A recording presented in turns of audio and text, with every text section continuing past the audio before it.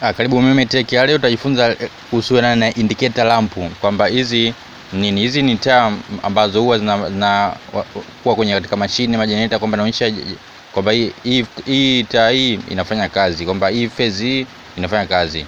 Pia kwa upande wa supply unaweza ukaifunga. Sasa connect hamna tofauti na taa zingine zozote, ina upande wa input na output kama zilivyokuwa taa zote, una upande wa phase na neutral, haina tofauti na taa zote.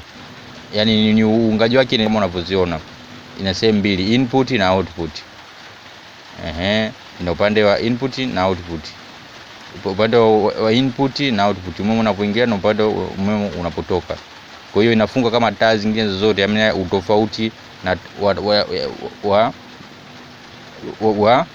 wa uungaji wake. Lakini zipo pia push indicator ambazo inakuwa ni double indicator, lakini pia ni push button. Sasa hizi una tofauti kidogo, utakuta yenyewe nimekuandikia namba, unakuta kama hapo kuna moja au kuna mbili, yenyewe kabisa unakuta ni normal close na normal open. Sasa inabidi uielewe zile push button zinavyofanya kazi, uungaji wake hauna tofauti na zile push button zingine.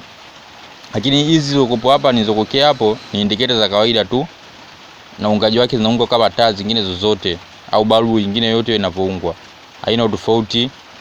Kwa hiyo hizi hapa zinawakilisha kwamba je, umeme upo au haupo.